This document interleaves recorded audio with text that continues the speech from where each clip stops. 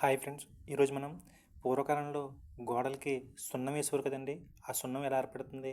అలా కెమిస్ట్రీ పరంగా ఎలా ఉంటుందో చూద్దామండి ఈరోజు.